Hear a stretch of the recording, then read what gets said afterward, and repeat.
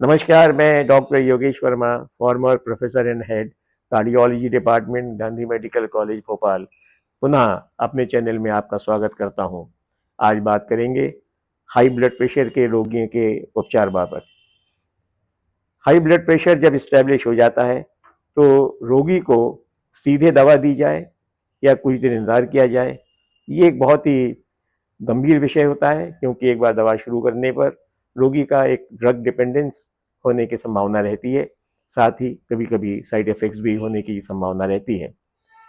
अतः अगर रोगी का कोई ऑर्गन डैमेज नहीं है, जैसे उसका ईसीजी नॉर्मल है, उसका इको नॉर्मल है, उसके किडनी फंक्शंस नॉर्मल है, उसकी आईज में कोई रेटिनोपैथी नहीं है, तो ऐसे रोगियों को हम बिना दवा के उपचार करने के लिए प्रोत्साहन देते हैं और इसको non pharmacological treatment of hypertension, यानी बिना किसी औषधि के या बिना दवा के इलाज करने का प्रयत्न किया जाता है।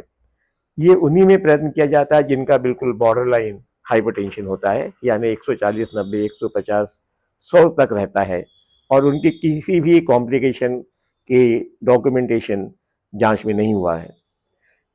इस नॉन फार्माकोलॉजिकल ट्रीटमेंट में हम रिस्क फैक्टर्स पे विशेष ध्यान देते हैं। अगर वो पेशेंट मोटा है तो उसको एक्सरसाइज की सलाह देते हैं।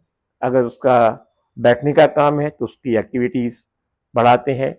अगर वो ज़्यादा शराब पीता है उस पर रिस्ट्रिक्शन, तम्बाकू पे रिस्ट्रिक्शन, स्मोकिंग पे रिस्ट्रिक्शन, और अगर उसे किसी बात का स्ट्रेस फैक्टर है उससे भी डिस्कस करके एक अच्छी काउंसलिंग की जाती है। अगर युवक शादीशुदा है तो इस बात पे प्रेफरेंस दिया जाता है कि वो अपनी पत्नी के साथ आए, ताकि दोनों के साथ बैठ करके चर्चा करें, और अगर कोई ऐसा कॉमन फैक्टर हो जिससे उसको स्ट्रेस होता है तो उसके निराकरण के लिए भी उससे बात की जाए। ये जो पीरियड होता है ये 15 दिन से 1 महीने तक हम रखते हैं, जिसमें डाइट, एक्सरसाइज, योगा, मेडिटेशन, इन सब के लिए रोगी का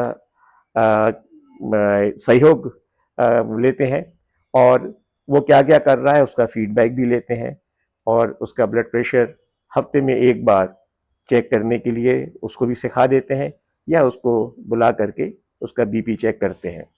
अगर बीपी सामान्य नहीं होता है 1 महीने के बाद में तो फिर दवा देने पर विचार किया जाता है, और साथ ही जो नॉन फार्माकोलॉजिकल ट्रीटमेंट है ये चलेगा, और दवाओं का जो भी आवश्यकता अनुसार होगा वो उसको उसकी रिकमेंडेशन दी जाएगी एक प्लानिंग के साथ।